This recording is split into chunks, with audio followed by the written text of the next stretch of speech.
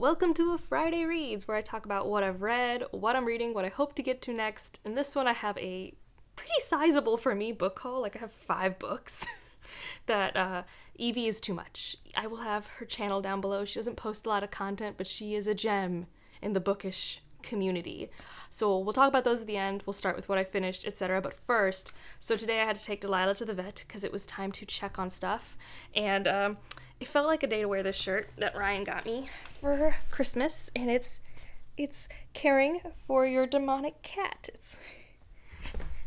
I think it's very cute. I really like it. So that's the shirt of this video.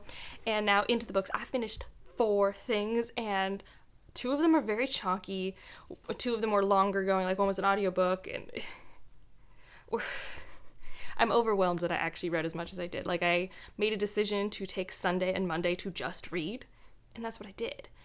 So let's start with the first thing I finished, though. I finished House of Earth and Blood by Sarah J. Maas, and I forgot that ending is good. That is a fun ending. Like, it has, like, some parts of it that I don't love. Like, there's a little bit of, like, monologuing, but honestly, it leans into the camp in a way that I think is enjoyable. So, like, there's just a lot of epic, grand moments that I think are just really fun, kind of campy and cheesy, but in a very engaging way. Like, I think I read 300 pages, 250 pages of that book on, like, Friday.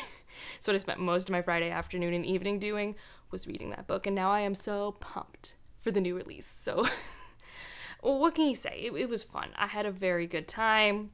I even forgot some pivotal things. Like, not really forgot. Like, I remembered that there was going to have to be this, like, conflict, but I forgot how it was initiated, and I'm like, oh, that's a big thing to forget. And I'm just really glad I reread it, because I totally just, like, I forgot a lot of the details, and I'm really excited to go into the next one knowing things. So I had fun. Really great escapist time. And then the next book I read and finished, so I started this, if you were watching the reading sprints last week, I started this during reading sprints, and that's Malice by John Gwynne. Big, chunky boy. Finished this, started this Saturday afternoon, finished this Monday evening. And I have so many mixed thoughts, and I'm so sorry. I'm so sorry that I have so many mixed thoughts. I'm going to make a video so that people who want to escape some of my negative thoughts don't have to click on it, and people who, like, want to know, is this a series for you?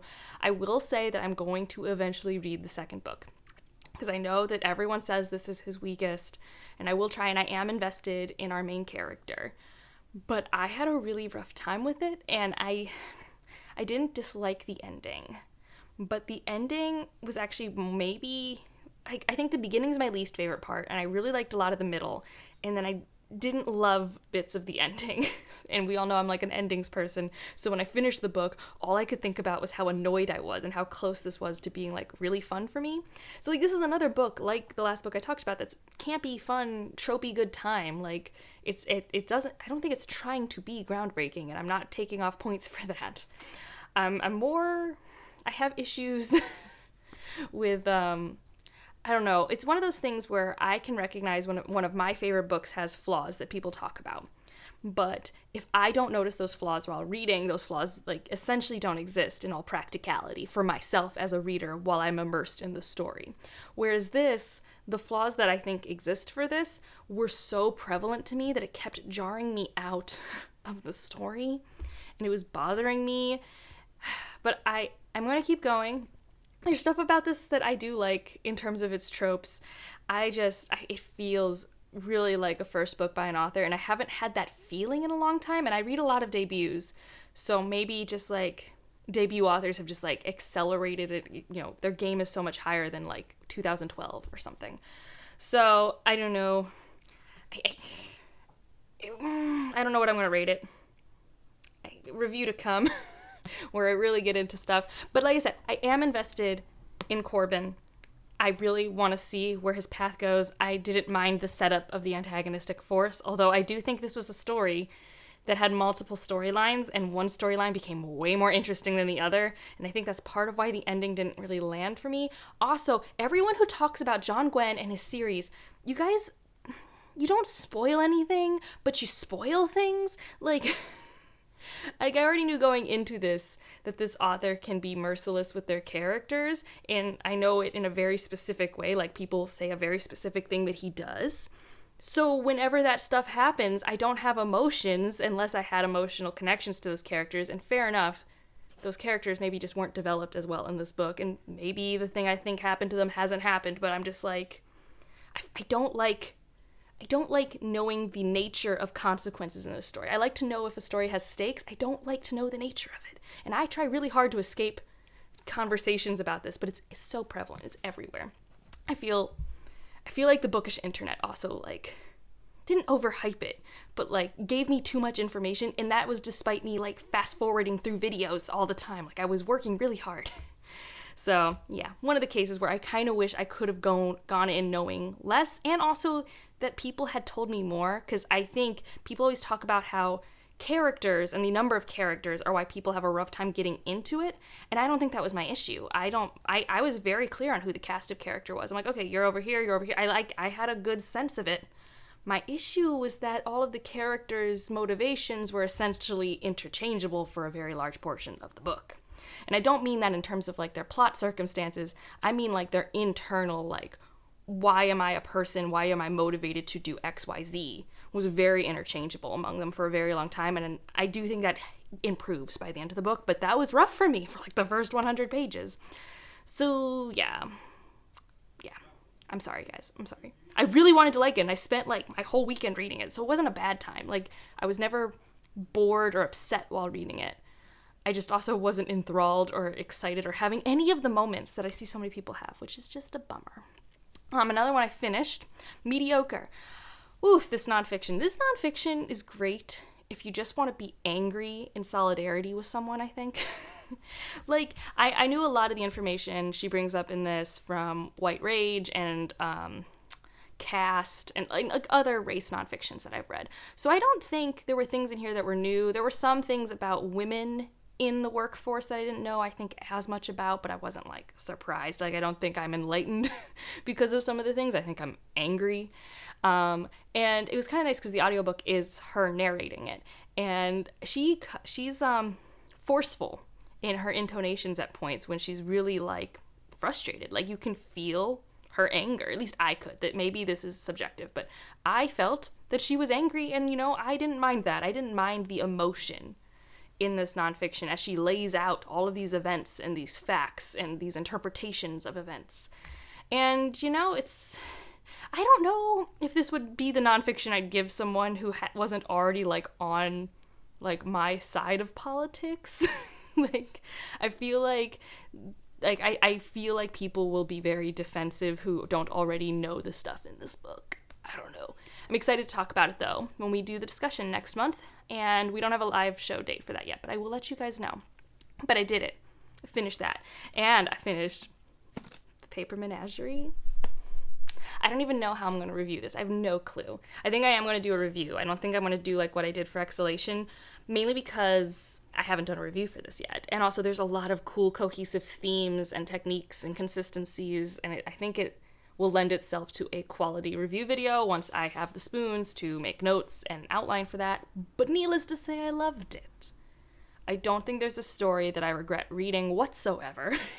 I think I loved all of them for different reasons, and I cannot wait to read his next short story collection, and you best believe Grace of Kings is now on my radar, because the few stories in here that were, like, historical fiction fantasy, I was like, that's a cool approach. And, like, if in that series he focuses on any of the themes that he focuses on in here, like, it's gonna be phenomenal. So yeah, 4 things finished, and all of them, I think, over 400 pages, like, chonky things. I'm currently working on Ursa Major. I'm having a lot of fun with it. I'm actually, like, really impressed with how good the characterization was in the first book that I read, like, back in September, that there's a lot of supporting characters that I really remember, and with not a huge need for a nudge from the author, you know, like when you're reading the next book in a series but it's been a minute, it's like, oh yeah, I remember who you are and what you've done and your interaction with this part of the crew. So I'm liking that I'm able to just fall right back into this story. And it's also nice because this has a couple-year gap between this and First Light, and so it kind of makes sense, to me at least, that I am, you know, I took some time away, because these characters have had time away from me too, as they're, like, doing stuff. So I'm having fun with that. I don't have any New Thoughts. I've only read like 20 pages of it, but it's the book I am focusing on, despite my need to continue to start things. But I'm going to try and actually focus on finishing Ursa Major in the near future, and then get back to Midnight Tides. I want to finish that before the end of the month. And then the two other things that I think I would like to read before the end of the month. The Last Conquista, which I had on my video this Monday of books I want to read in 2022. It's on my Kindle. I have the audiobook. I currently need an audiobook. So I would like to do that while I finish my sweater. I only have to do the collar now. I have officially 2 sleeves for the sweater.